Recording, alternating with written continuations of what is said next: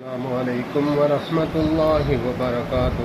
حدیث پاک عید الاضحیٰ قریب ہے، اس کی مناسبت سے کافی دنوں سے میں کوشش کر رہا ہوں کہ اس مناسبت سے حدیث پاک آ جائیں۔ اللہم صلی علی سیدنا محمد وعلی آل سیدنا محمد وبارک وسلم۔ عن سلمة بن أقوع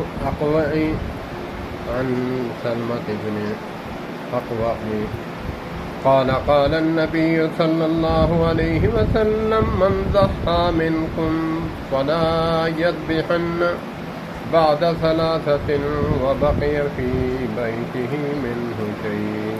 ترجمہ: حضرت سلمہ بن أقوع رضی اللہ تعالی عنہ سے روایت ہے کہ نبی پاک صلی اللہ علیہ وآلہ وسلم نے ارشاد فرمایا، تم میں جو شخص قربانی کرے تو تیسرے دن کے بعد اس کے گھر میں قربانی کے گوشت میں سے کچھ نہ رہنا چاہیے۔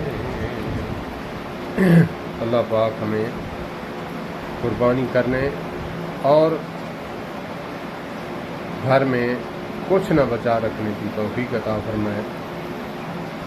اس میں تاکید ہے کہ خود بھی کھائے اور غرباء مساکین کو بانٹ کے باقی اس میں سٹور نہ کرے۔